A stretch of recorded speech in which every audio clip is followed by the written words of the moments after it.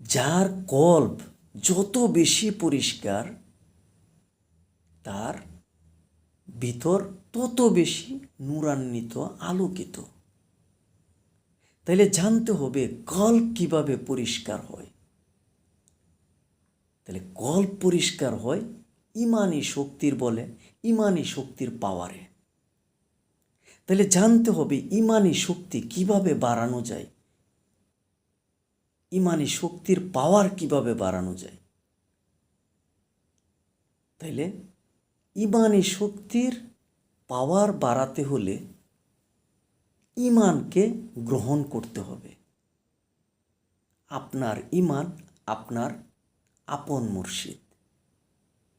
এই আপন মুর্শিদকে মনে প্রাণে গ্রহণ করতে হবে।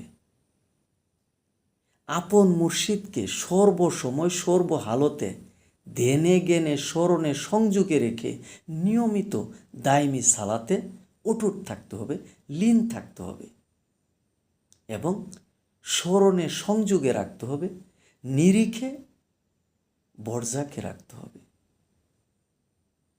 এই ইমানকে যত বেশি গভীরভাবে, যত বেশি ইমানকে গ্রহণ করা যাবে, ইমানের মাঝে যত বেশি নিজেকে বিলীন করা যাবে, ফানা করা যাবে, তত বেশি এই ইমানের জোর বাড়বে, পাওয়ার বাড়বে।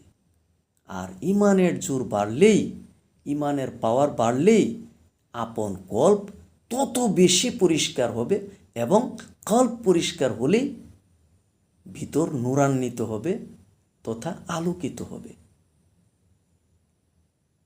ধন্যবাদ।